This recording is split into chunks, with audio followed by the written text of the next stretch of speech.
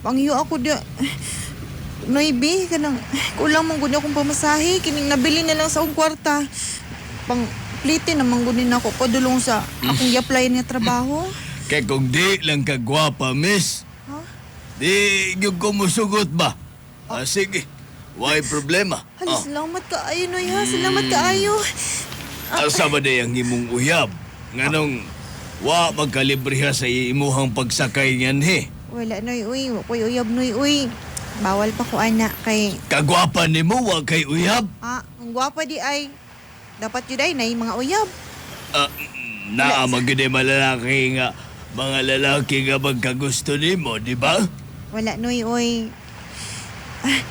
Kaun sa oras ni mo larga, Noy. Mga taon-taon, mular ganan eh. Sige, Noy, paabot lang ko, Noy, ha? Sir.